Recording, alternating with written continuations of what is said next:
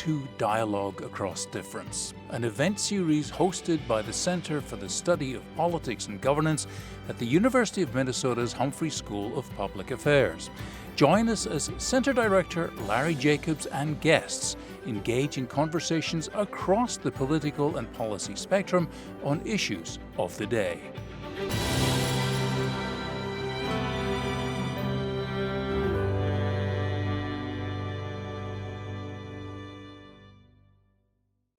Good afternoon. I'm Larry Jacobs, and I direct the Center for the Study of Politics and Governance at the University of Minnesota's Humphrey School of Public Affairs. I want to encourage you to participate in today's program, which you can do by clicking on the button at the bottom of the screen that says Q&A. That's your spot, and we really welcome your questions. As you'll see, they're an important part of our conversation. You'll also see next to the Q&A button, live transcript. If you would like that service of closed captioning service, just click on it and you'll get that. I want to welcome you to today's program, The Battle for Congress, What's at Stake in the Upcoming Election. Our moderator is Professor Kathryn Pearson, who is here at the University of Minnesota, where I'm located. Her work and her commentary and research are on the United States Congress, congressional elections, women in politics, and her current research is looking at the pursuit of power in a partisan era by women members of Congress. Kathryn Pearson, thank you so much for moderating today. Thank you, Larry, and thank you all for being here today. Joining me for today's conversation is Professor Wendy Schiller. Wendy is the Howard R. Swearer Interim Director of the Thomas J. Watson Institute for International and Public Affairs, a professor of political science, professor in international and public affairs, and director of the Taubman Center for American Politics and Policy at Brown University. Professor Schiller did her undergraduate work in political science at the University of Chicago, served on the staffs of Senator Daniel Patrick Moynihan and Governor Mario Cuomo, and then earned her PhD in political science from the University of Rochester. After fellowships at the Brookings Institution in Princeton, Professor Schiller came to Brown in 1994, and she teaches courses on the American presidency, American political process, and Congress and political and public policy. Professor Schiller, thank you for joining us. My pleasure. It is great to be here with you on with less than a week out before the 2024 elections. And it's especially nice to talk about congressional elections. Of course, we'll get into the race for the White House as well, but so much is at stake here with congressional elections. We have a Republican majority in the House by only 4 seats, one of the most narrow margins in history going into a presidential election, and Democrats control the Senate by 1 seat. And so before we start talking about each chamber and what we think might happen and why, let's sort of step back for a minute and talk about why we're in this ultra competitive position where the race for the White House will be decided by 7 swing states that are currently all too close to call within the margin of errors if you look at polling averages, and the House and the Senate are so close. So can we talk a little bit about sort of the partisan divide in the electorate, the near equal numbers of Democrats and Republicans, and the increasing importance of party loyalty when it comes to voting in the electorate?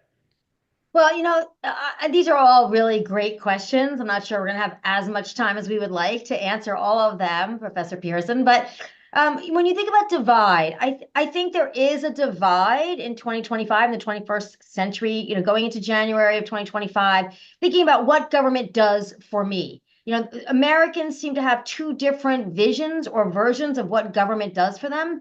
The Republicans have been selling the idea that government is, not that good for you, that it's big and it helps other people, and it doesn't help you, and you have to cut taxes and cut spending and cut everything. And the Democrats are saying, no, actually, government's turned into this really useful tool to help you, with healthcare, with education, with job training or availability of jobs, job creation, building affordable housing. There's really this very stark difference. If you go back to 2000, this is what this election really reminds me of, 2000, because there was portrayed to be a pretty big difference then between the Bill Clinton, Al Gore team and the George W. Bush, who was governor of Texas, version of what government should be. So I think it's not 2016 to me. It's really 2000, where there's a turning point. What do we want it to be? Is it too big, the federal government? I think there are problems with both arguments from both parties. The Republicans sort of make that argument, but if you notice, they haven't shut the government down lately. Why? Because Americans are so intertwined with the federal government. We rely on the federal government for everything, our road safety, our food safety, obviously Social Security, Medicare, Medicaid, Affordable Care, all these things that are really dependent on a functioning federal government. So the idea that you want to shrink it all or get rid of it all, it's just not realistic anymore. So I think there's some disingenuousness there. And the Democrats point too quickly to government as a solution. The federal government will pass a law, everything will be better. And of course, they don't label their laws very well. The Inflation Reduction Act was about environmental policy. I don't know who thought about that title, but that wasn't very smart because Americans don't think it has anything to do with the environment. So the Democrats overreach on what government can do for people, and they frequently underdeliver, not necessarily in fact, but in the minds of a lot of voters. So I do think that the choices that are framed in the election on the ground, I think it's a very different ballgame. And there just hasn't been a lot of explanation of which policies we really need and which policies could stand to be reformed. Right. Thank you for that great insight. And of course, these days, when Americans think about their opinions on policy issues, sort of their partisan loyalty to one party or the other, their partisan identification, sort of that precedes their public opinion on various policy issues. So everything is seen through the lens of partisanship, and we can certainly see that playing out in this election. Thinking about the Inflation Reduction Act and, of course, West Virginia and Senator Manchin and how that was important to him, and he was the linchpin of that compromise. And of course, his seat is now open and now leans heavily Republican. So let's talk about the U.S. Senate races. There are 34 seats up in 2024, and Republicans have a massive structural advantage. 23 of those 34 seats are currently held by Democrats, many of whom won in 2018, they all won in 2018, 6 years ago, when Democrats were having a really good midterm election 2 years into the Trump presidency. So as I said at the outset, Democrats currently have 51 seats, but they're defending 23. Can you talk about the race for majority party control in the Senate? Well, first, I want to give people an inside look to the differences between Professor Pearson and myself and how we think about the Congress. So I made my career in the Senate, working in the Senate and writing about the United States Senate. Professor Pearson made her career working in the House of Representatives and writing about the House. So let's go back to Joe Manchin a little bit before we talk about the actual elections for 2024. It is a distorting reality that one senator from West Virginia can shape an entire policy for the entire country of 338 million people. I understand that. So the way that the Senate distorts the policymaking system is really important. And the fact that we only have 100, we have 2 from each state, but they're not elected at the same time. And we still have a legislative filibuster, meaning they can delay things. So it's a really old-fashioned framework. And we have a 21st century federal structure of government. So, we have to really think about a system where one person from a particular state with particular interests can really shape a whole national policy. On the other hand, the House is gerrymandered so badly that very few House districts are competitive. State legislators, after the census, they make it so that the majority party can win more seats in the House in that state than the minority party in the state legislature. So we have a situation where there isn't really competition except in primaries, which intensifies somebody's partisanship. So I think the House, because of gerrymandering and so many safe districts, overemphasizes loyalty to the party, whereas the Senate overemphasizes loyalty to a particular person or a particular state. So going into this race, you can see that in action, right? The House is competitive. It is possible the Democrats take the House back. Maybe not probable, but it's possible that they win 12 seats and they, win the majority. Theoretically, in the Senate, we already say, well, it's gone. It's going to be Republican because Montana, Jon Tester is a Democrat in a very red state. And senators can, for a long time, get away with that, per se, meaning they're a little bit more liberal than their constituency because they deliver on agriculture or ranching or environment for Montana. And so Jon Tester has an individual reputation that he protects. And so far, it's kept him alive in Montana. But this year, he's got an opponent who's sort of a younger, more vibrant version of himself with a military record. And so the things come together in the sense of the partisanship of Montana and the sort of freshness of his opponent means that he's likely to lose. Joe Manchin didn't think he was going to win in West Virginia for the same reason. So when you look at the rest of the Senate, Tammy Baldwin's been elected twice before in Wisconsin. Sherrod Brown's been elected several times in Ohio. And these states are, Ohio's gone red, but Sherrod Brown hangs on because people know him and they think he's worked hard for what they need. And so he may likely win. Same with Bob Casey in Pennsylvania. So that's the difference between the House, where we talk about partisan fortunes, and the Senate, where we talk about individual Senate reputation and can they hang on even if their state moves to more towards the opposite party.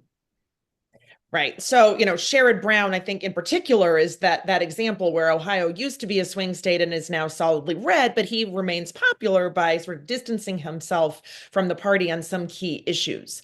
But delivering. But we would agree that he delivers on things like unions, labor rights, occupational safety, education. He tries to sort of really get at the issues that he thinks most voters in Ohio experience, right? So he's sort of a down-to-earth kind of a ruffle-headed, kind of guy. And that I think has helped him maintain that persona. And 2024 is a real test now. I think you and I can agree on whether the Senate itself now provides any opportunities for people to make their own reputations anymore, or is it so partisan that they can't escape the party label no matter what?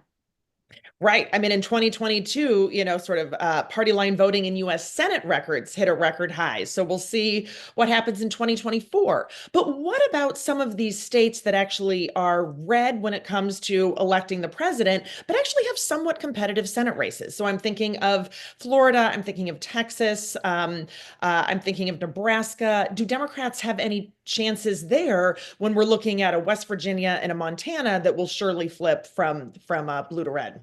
Well, I'm going to go out on a limb here and say that I do think that this year there is a hidden women's abortion vote. Just like in 2022, I think commentators underestimated the power of abortion. Florida has abortion on the ballot, and this is a real choice for women for reproductive rights between 6 weeks or a near total ban, or 15 weeks or 16 weeks. I think that will make that Senate race much tighter, because I do see women going in and saying, I'm voting for reproductive rights. And I realize that the female Senate candidate is going to work to protect that. So I think that's going to be even closer. Plus, Rick Scott, like Ted Cruz, is really interesting if you're a real political junkie, disliked personally, but gets reelected, was governor and got elected to the Senate, but people don't like him. And Ted Cruz, the same thing in Texas. Everyone says they don't like Ted Cruz, yet he still wins re-election. Ted Cruz I think it's a tougher climb for Democrats in Texas. Beto O'Rourke came close. I think Colin Allred may come close. But in the end, I do think Ted Cruz delivers for Texas. I think he's always made sure, despite his time, filibustering and talking on the Senate floor, to really lean in and try to provide things for Texas. So I'm not sure they can really overcome that. Nebraska's interesting, and I'll ask you this and our audience this. You have someone who's really competitive against Republican incumbent Deb Fischer, who may win. We can talk about gender dynamics there as an independent, but who will he caucus with? I mean, my guess is that he caucuses with the Republicans if he's the decider, or if he gives them a more comfortable margin because he can extract more from the party, like being on the agriculture committee, and do things for Nebraska. So this is going to be an interesting thing. I don't think it's going to help the Democrats necessarily. Yeah, that's an interesting perspective. And Nebraska is interesting in this election for all sorts of reasons. We also have sort of the blue dot effort, because Nebraska is one of only 2 states that does not have a winner-take-all system for their electoral college votes. They do winner-take-all for the 2 that go to the senators, and then for each congressional district, it can go for either presidential candidate, depending on who gets the majority in that congressional district. So that Omaha district in Nebraska is competitive at the House level, competitive at the presidential electoral college level. And of course, that extra mobilization probably makes the Senate race a little bit more competitive as well, in what we think of as being a pretty solidly red state. Which is a great point I want to share, and then we can switch again back to Congress. But I think thinking about the electoral college, this is an example where if you split up and you proportionally allocate the electoral college delegates, like Nebraska does and Maine does, people turn out to vote. people from both parties turn out to vote because they don't say, oh, well, it's a blue state or a red state, I'll stay home. They realize that their vote counts in actually dividing up these delegates. So if we had that across the country, I think the Electoral College wouldn't be so vilified. It would also better reflect people's preferences.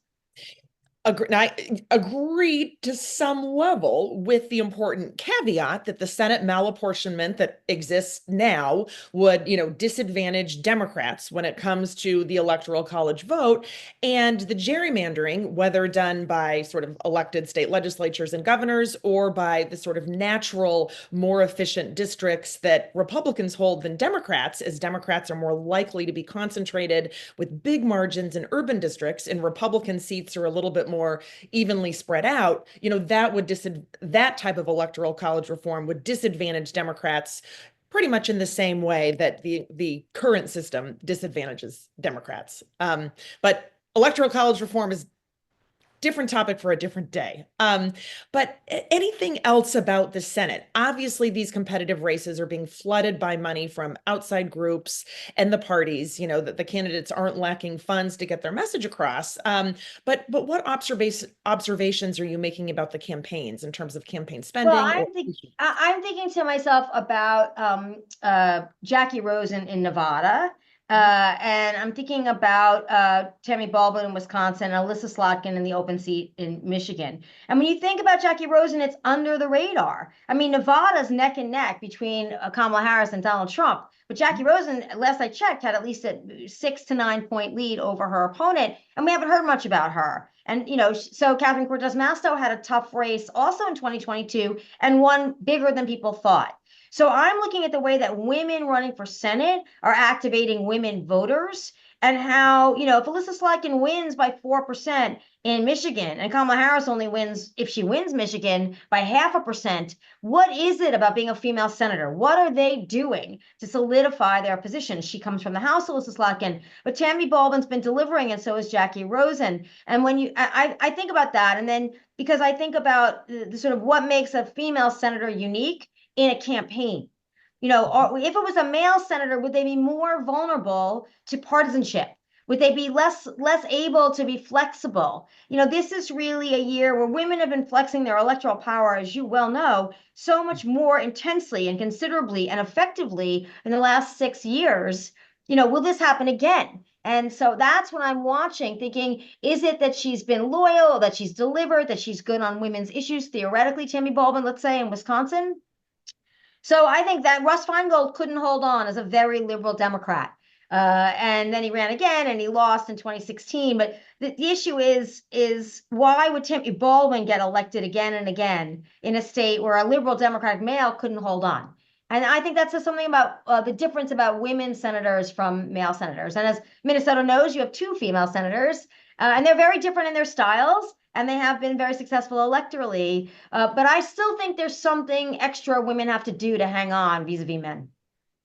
Well, I think that's right. And, research shows that in recent cycles, Democratic women actually have been more likely to win primaries than Democratic men have. So there's, certainly I think that the support from the party is really important. But in the case of an Alyssa Slotkin, who currently is in the House, she has this strong military background and has really been a moderate, which is, of course, the appropriate model for Michigan.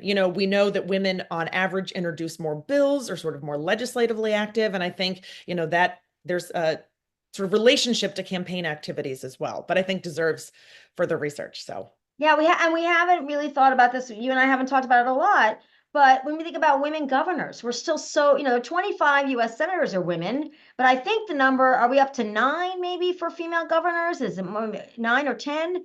That's not a lot, right?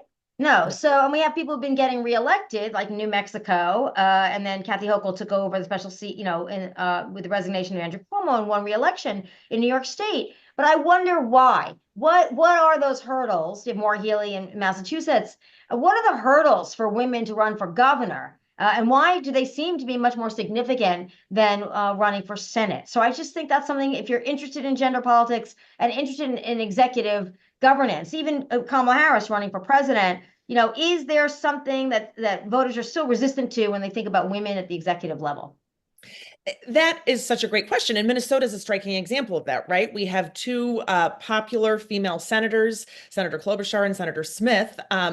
Senator Klobuchar is actually up for re-election this cycle, but we're not talking about that because she is, not on anyone's radar. That seat is ranked as a solidly safe seat for Democrats. But Minnesota has never elected a woman as governor. Now, if the Harris-Walz team wins, Peggy Flanagan, the lieutenant governor, will become governor, and also not only Minnesota's first woman governor, but the first native governor as well. So that would be another milestone. But that is an interesting question. So let's talk about some numbers.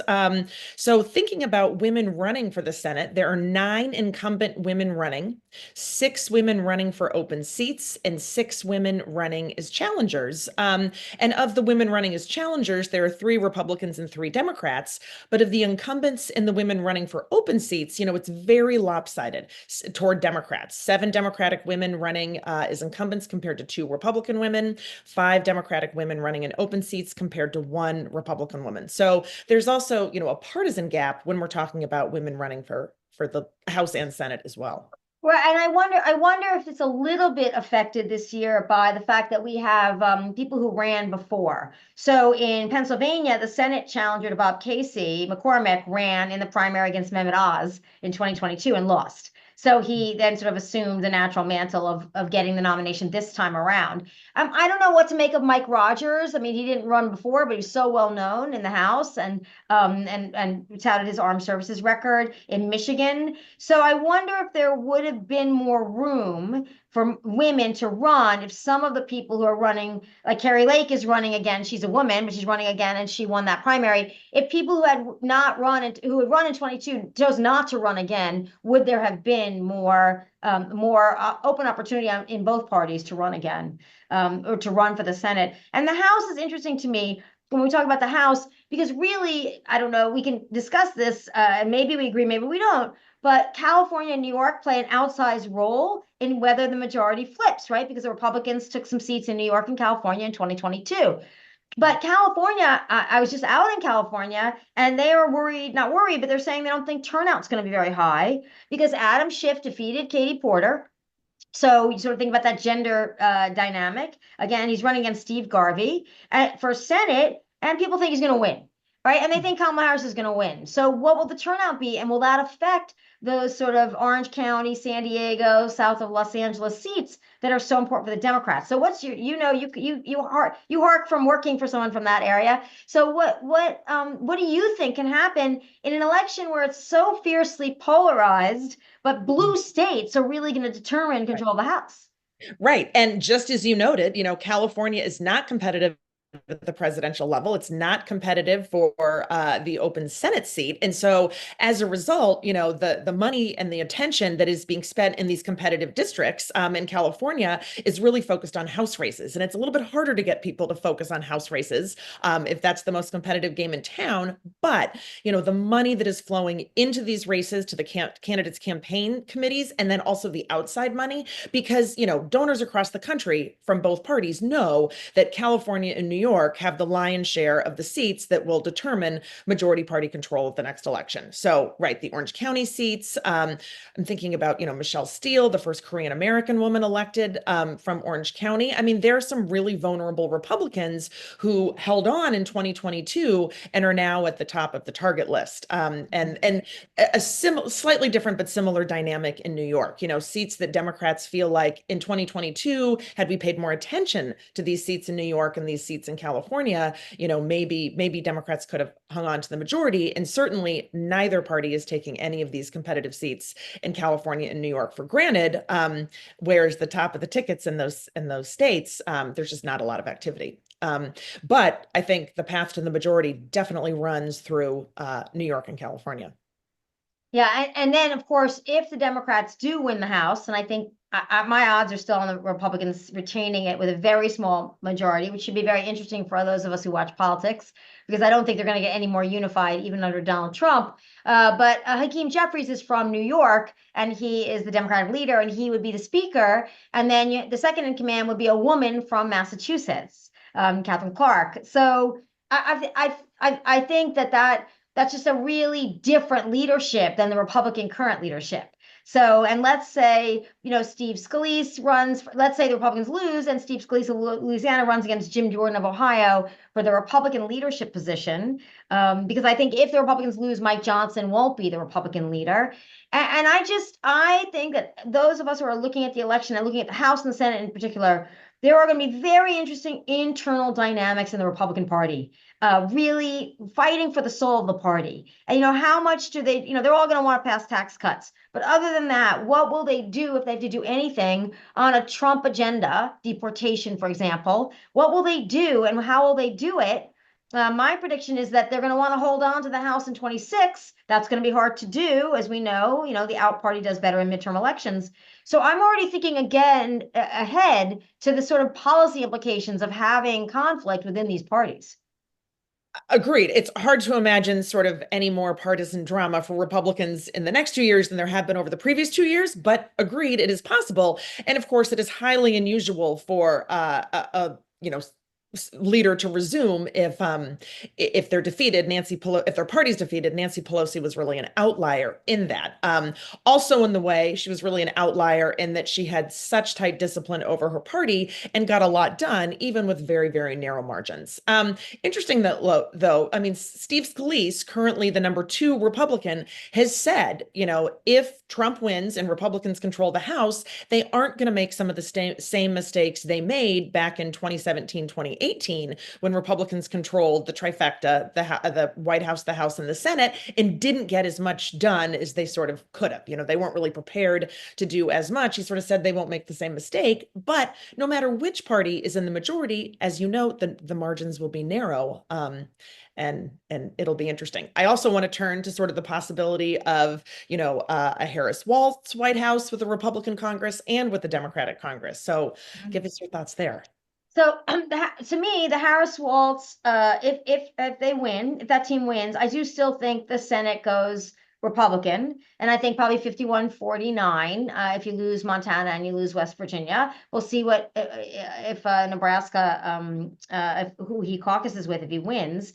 I see the House as really crucial to any kind of success at all for the Kamala Harris administration with Walz, because you have to, again, approve the debt ceiling. You have to make sure the budget's approved. Mike Johnson's been good about that, not shutting the government down. If, I think what will they do with Harris in office, right? Do they think they'll get blamed for that? In the past, they were very successful electorally in 2014 after shutting it down in 2013. They were less successful in 2020, but in the House, Republicans did pretty well in 2020 after shutting the government down in 2019.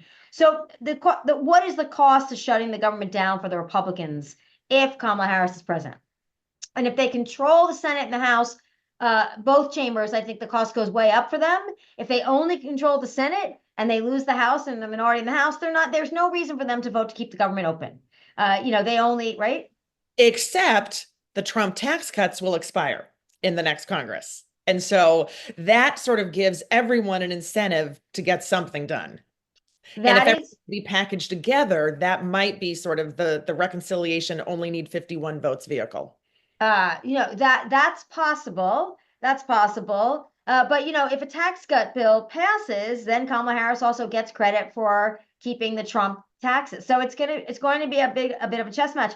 I think that there are a lot of things the Biden administration has done legislatively that are big things, like the CHIPS bill, the Build Back Better, and the badly named Inflation Reduction Act, but they're not nearly completed, right? They require a great deal more implementation. So if you're the Harris administration, you can bypass Republican obstructionism in the House and Senate if you focus on executive implementation.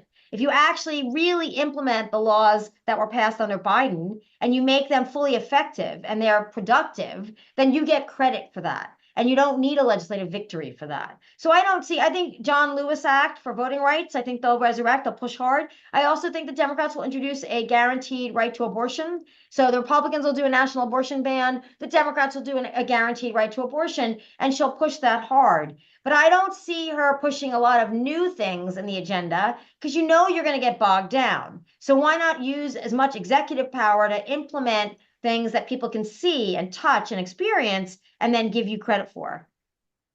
Yeah. So play out either scenario, Republicans have the trifecta unified party control in Washington, or Democrats have unified party control, does either party, do both parties get rid of the legislative filibuster? This is an excellent question, Professor Pearson, because I've been thinking about this. So this is my scenario. The Republicans take the Senate 51-49. That means that then, and in order to reduce the threshold to shut down a filibuster on a legislative initiative, they only need 51 votes to pass that. In other words, to uphold a ruling of the chair that says 51 votes will shut down the filibuster rather than sorry, that was my notification. 51 votes rather than the 60 that we need now. So what happens if something comes up and the Republicans say we want to shut down the legislative filibuster? Lisa Murkowski and Susan Collins, Lisa Murkowski from Alaska, Susan Collins from Maine, are more moderate Republicans. Lisa Murkowski just won re-election. Susan Collins won a couple of years before. They're both in their mid-70s. I don't know if they're running again. They will become the absolutely most important pivots in the Senate, and I don't see a day where they will vote to get rid of the legislative filibuster. The other thing is political cover. I don't think the majority of members of the Senate in the Republican Party want to vote for a national abortion ban. I don't think so. The House may be a little bit different, but I don't think they do. I think a lot of them are consensus around 16 weeks. So if it's a complete ban, they're going to need some cover. And if the House passes it and sends it to the Senate and Democrats filibuster it, then you want that. If you're a Republican senator, maybe up for re-election in 26, you don't ever want to vote on that bill. You're very happy to see it filibustered. So I think the particular politics of the bills that they might want to get passed and then they would say we want to get rid of the legislative filibuster are bad politics for a number of Republican senators. And they're going to want the excuse of blaming the Democrats for obstruction. But to do that, they're going to have to keep the legislative filibuster. And that's the scenario I think playing out. That's what I think will play out at least the first 6 to 8 months of the Congress. Among Republicans, and Yes. then, but Democrats could be a different story. Democrats are not going to get rid of the legislative filibuster. I think the Democratic majority has taken a lot of steps since 2008, really, but also 2013, to really package bills that make sure that senators can't offer a lot of amendments. And wasn't it Dave Durnberger used to offer a whole lot of amendments? If he wasn't getting what he wanted on the Agriculture Committee and the Appropriations Committee, he would offer amendments on the floor, but you can't do that much anymore. They really tightly control it. So it's hard to make a reputation, hard to get any kind of press. What do? You make speeches. What do? You filibuster. Paul Wellstone obviously was very good at filibustering, senator from Minnesota. So thinking about that, why would you vote away your own incentive to get name recognition and be the hero on filibustering? So I don't see, even if, let's say some weird thing happened where the Senate was Democrat and Trump wins the White House. I don't know how that happens, but if that were to happen, I think, Republicans won't want to filibuster because Trump's going to want to get stuff done. So I just don't see a scenario where the Democrats think it's appealing to shut down the filibuster. Thank you. Interesting. I mean, certainly it seemed like if there had been 51 Democrats willing to do it the first 2 years of the Biden term, there were a lot of Democrats, who wanted to pass those key bills like the John Lewis voting rights bills, et cetera. But obviously, even though Democrats had the majority, not all Democrats were in favor of getting rid of it. I've sort of viewed it as inevitable at some point, but maybe not in the next Congress. Yeah, I mean, everyone thinks that, and then they get there as senators, and then they realize, oh, this is kind of good that I have this power, and look at how much, Cruz and Josh Hawley and Mike Lee and Rand Paul get for blocking up the Senate. The other thing about the Voting Rights Act, the John Lewis Voting Rights Act, is that it seems like a very good piece of legislation, but I do think that it will be challenged, and this Supreme Court might strike it down. So if they strike it down and you've given up the filibuster just to pass it, you have to ask yourself that question. Now, they can reinstate the right to filibuster. It's just a ruling of the chair. So this is something that in my day, we never really thought that the rules would change that much in the Senate. Because the Senate is a standing body where the rules persist Congress to Congress. The House rewrites its rules, as you well know, every 2 years. So I think that's what's changing is the rules are changing fast. But whatever they get rid of, they can always bring back. Right. That's an excellent point. And for any students out there, I always like to remind people that the filibuster is not in the Constitution. Neither is the right to vote. There's a lot of lore. So Okay, I'm going to turn some questions from the audience, some of which we have covered. And here's a question from one of our guests. This conversation seems to frame 2024 as a normal election, yet both sides are portraying the other as an existential threat to the country, even though only one candidate actually attempted to overturn an election in 2020. What do you make of this rhetoric, and where do you see it leading, especially if Trump is elected? I think each party has done a really good job of demonizing the other candidate. I mean, really, I think there are a lot of people in America that believe that the Democratic Party has gone what quote unquote too far left, that they'll, open up all our borders and give away all of our money and forgive student loans and do things for other people. Remember, 60% of people don't go to college and 40% do. So I think the Democrats have been labeled that way. And so if you are somebody who can't benefit from any of those things, or you have concerns about border security, you really do believe that it's, a massive threat that the country will fall apart if Kamala Harris is elected. Do I think that's the reality? I don't. If Trump is elected, I think the argument about democracy and democratic norms, I think I've been thinking about this. I do think that it's the core of the American people that support that. I don't think a politician, one way or the other, can actually prop it up or destroy it entirely. Trump didn't do those things, partially because there were things in his way in his first term. And so I don't know how effective he'll be in doing them in the second term. So if he doesn't succeed in backing up his rhetoric, then you can understand why people think, well, no, he's not really a threat to democracy. But even the simple refusal to concede the election in 2020, the simple refusal to uphold tradition and greet the incoming president, I mean, these erode our norms. These erode our peaceful transfer of power, much less January 6th. So there is a danger if it becomes, where you're, oh, you stole the election, or not going to certify ballots that were legally and fairly cast, then the nuts and bolts of democracy start to unravel. And so that's the concern of reelecting somebody who's been quite blunt about not abiding by any of those things. Do I think every single person who votes for Donald Trump doesn't believe in democracy? I don't think that. I just don't. But I do think that he has successfully argued that government is working for other people and not you, to his base. It's not true, but it is perceived to be true. And in some cases, if you're getting a student loan forgiven, I didn't go to college, I'm not getting that benefit. So I do think that it will be up to, I go back to Tocqueville, it will be up to every community, every county, every city, every state to make sure to preserve fundamental civil liberties and civil rights. And maybe we've been relying on the government to do that for us for too long. And now we have to go back and say to ourselves, the country barely elected somebody who doesn't respect these norms. We have to fight again for these norms and these values. And that's a scary proposition, but we've had to do it before. And I think the country is fully capable of resisting a lot of the worst tendencies of authoritarianism. Federalism helps a great deal. Federalism gets in the way of implementation of policy, as you and I have talked about, but federalism helps a lot when the federal government wants to do something that is kind of scary.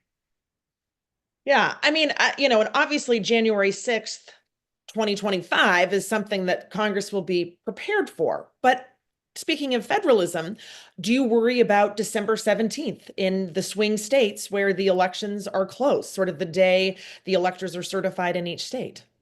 I mean, I do worry about that. I think governors and secretaries of state and state police are going to have to really be thinking about that.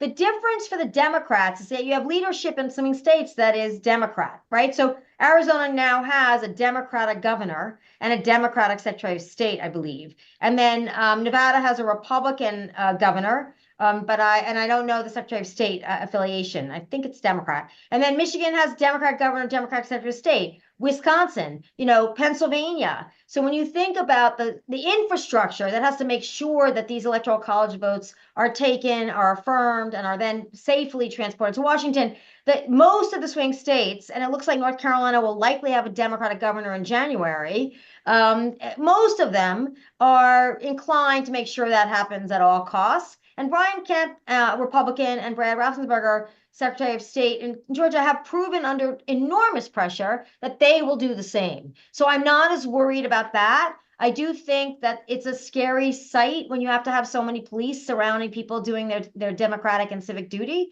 January 6th is interesting. I'm just getting this straight in my head because I think it's important for our viewers and our listeners that the change in the law that the Democrats did is so crucial because now you need a lot more people to object to certification of electoral college results. But in order to fully reject them, you need majority of both chambers to actively reject as opposed to approve. And I think that makes all the difference because I think if the Republicans won the House back, they would not approve the certification of the Electoral College.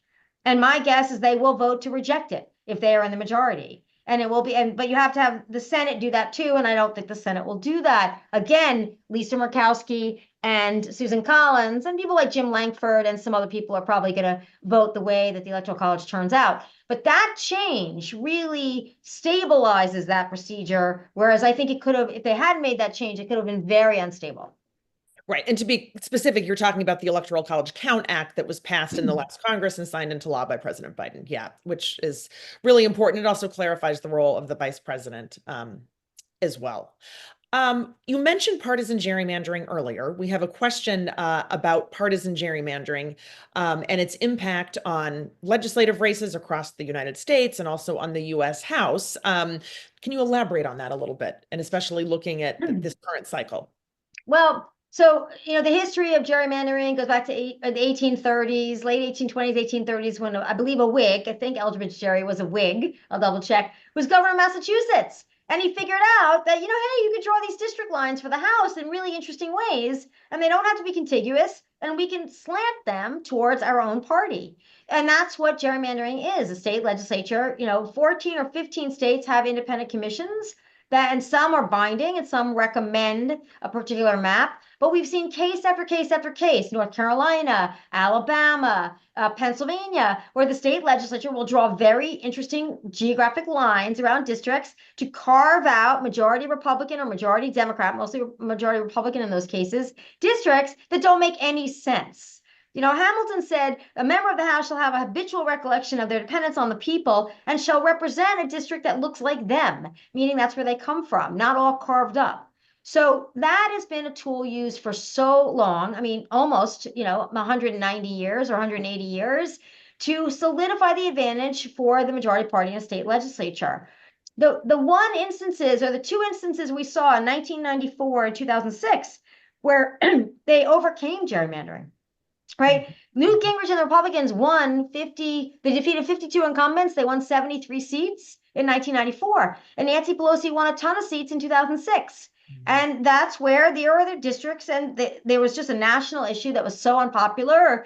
They had a set of issues, and they managed to use the vote to overcome the imbalance in number of registered Democrats and Republicans. What's interesting now, I think, Professor Pearson, going into the next couple of elections, is that now we have more registered Republicans in the country than registered Democrats. We also have more registered independents, than we ever used to have. So does that change the calculation on redistricting when in fact it seems as if people are sorting more heavily into particular parties? And so that may not turn out to be as big a force in the next couple of House cycles because people themselves are changing their party affiliation.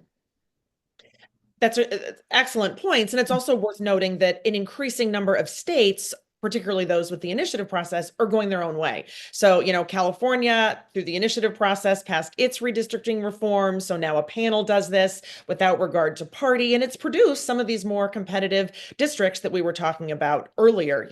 Minnesota, although actually the first cut is, the legislature to the governor. For the last 3 cycles, we've wound up with judicial panels because of divided government. But it's also worth noting that, the partisan polarization exists not purely because of gerrymandered. The partisan polarization in the Senate is rampant as well. And, there's no partisan gerrymandering in the Senate. So it is just a feature of our modern political system, which we need to deal with. So a few of our questioners have asked about sort of Congress and the legislative process, sort of bemoaning the fact that both parties are more extreme, sort of the MAGA coalition among Republicans and, very progressive Democrats on the Democratic side, and that precludes bipartisan cooperation and makes it harder to get things done. And another questioner asks, if you're in the minority party, can you get anything done? So if you could sort of tackle those questions, and I'll weigh in as well. I think part of how we interpret whether people are extreme or not are how they vote on choices. And so for me, the way that our House and Senate work, the choices are funneled to members when they vote. They go through leadership, they go through committees, then they go through leadership, and they're funneled to be quite partisan, except in the details of the bills. So the choice is usually yes or no, with my party, against my party. It's also funneled that there isn't a lot of opportunity to express opinions in the middle.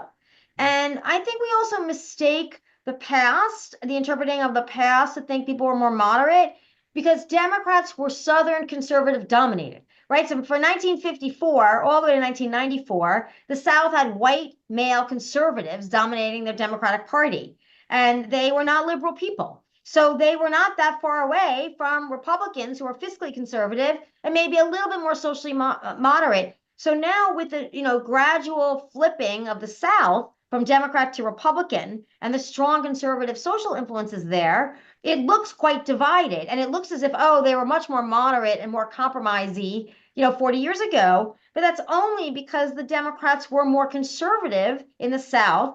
So they looked like they compromised, but they weren't really compromising. They agreed with the Republicans on a lot of issues. Now, with the rise of urban populations and the changing of the West and the Midwest and the Northeast really to solid Democrat, then I think now you bring back in regional differences, urban-rural differences, and diversity differences. And so I think that's what's pushed the Democrats, which have always been kind of an urban-based party, to be more liberal, because they have constituencies that are really different than they were 50 years ago or even 80 years ago. And so I'm not sure that there's no in-between or middle ground in the real world, but the way that they're asked to cast their legislative votes forces them to be either or one way or the other.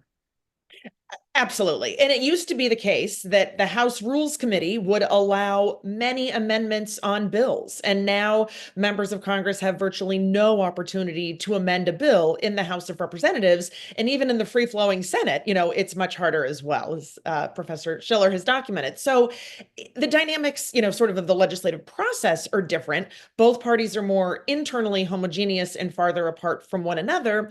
And then the base of the Democratic Party has, of course, changed, certainly with the realignment of the South into a two-party system, but also even since 2016, when we used to look at sort of white, non-college educated voters who would sort of break for Republicans and Democrats at roughly equal rates.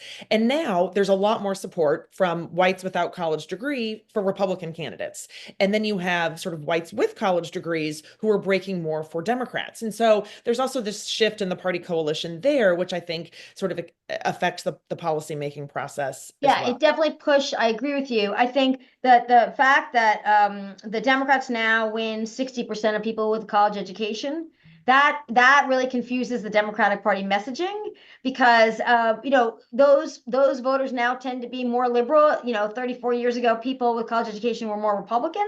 And so that pushes more liberal, and then still they need the loyalty of people who are middle or lower working class income people to win elections, and they need union workers. But things like affordable housing, that's dividing those college educated elite Democrats now. At least in the Northeast, we have circumstances where people vote liberally, but if you want to put affordable housing in their neighborhood, they say no. So it's not as smooth a transition for the Democrats on their policy positions, implementing those policies. Maura Healey, the governor of Massachusetts, facing this, as it is in speech. So this is also a big problem. And we can't not talk about Trump's effect here. What Trump has done is, instead of saying, I'm a Republican, you're a Democrat, we don't agree, it's almost like there's a loyalty test. And people who have fallen really love Trump have decided that you're either with me and with him and his vision of America, or you're not patriotic, or you're not my friend. Or he has had a more divisive, polarizing effect than I think people expected him to have when he won in 2016. You know, using particular language is one thing, but actually getting into the psyche of people where they won't, you know, they describe people with an adjective. It's a Trumper. I never heard somebody say Obama-er or a Clinton-er or a Bush-er, but this is a Trumper. And so this has changed our politics. And I think it has made things a bit more entrenched than we anticipated. Absolutely. And it certainly affected the House and the Senate and the way they operate as well, as did January 6th. I mean, Democrats said after January 6th, you know, some of their Republican colleagues made them feel literally unsafe. And so, as you know, you and I well know, partisan polarization started well before 2016. It started with the realignment of the South in the 1970s and has just crept up. But Trump really exacerbated, and just, you know, this competitive and acerbic dynamic is really, really troubling. Sort of thinking about going But back. wait, can I just add one more thing, but so we Yes. don't we're not depressed, so we don't walk away depressed or anything. It's troubling. I agree with you, but I think it's surmountable. And I think we just have to resort to treating people like they're human beings and we don't know their backstories, right? So I like to tell people, if you're going to get on a plane, a bus, train, it's a good movie, you know, planes, trains, and automobiles. But you don't ask somebody what their partisan affiliation is the minute you sit down.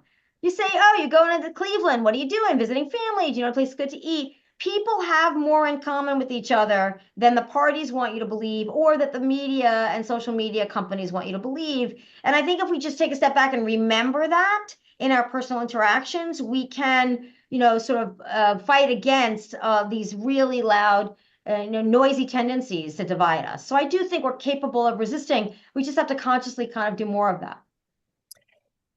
Absolutely agree. And increasing the number of competitive House districts would really help as well, because if you look at the, you know, 24, there are 24 toss-up races, according to the Cook Political Report in the House. And if you look at the incumbents who represent many of those, they're the most likely to introduce bipartisan legislation, most likely to work across the aisle.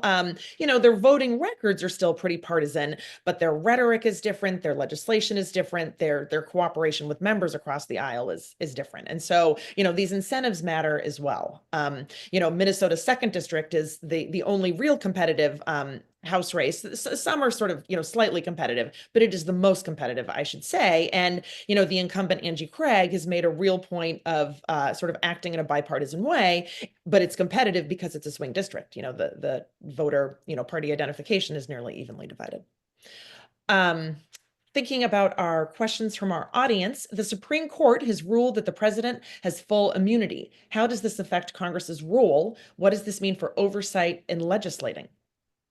Well, this is a very controversial decision and people feel strongly about it on all sides. You know, the founders put in the entire impeachment process because I don't think they relied on the judicial process of prosecution to control a president.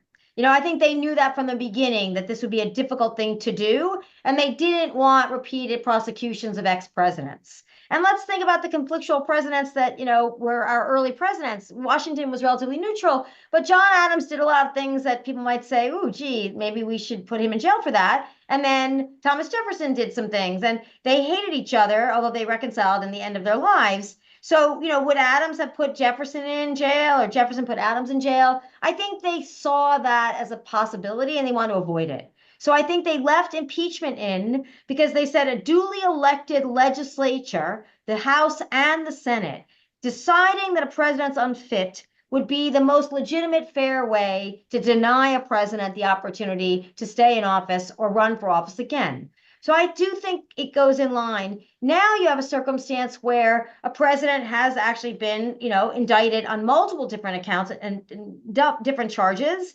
And the court has said, I think, it's impractical. You know, who's going to decide, you know, what if you use drones to kill, quote unquote, our enemies in a foreign country, and then it turns out you didn't kill our enemies, you killed other people, can you be charged with murder?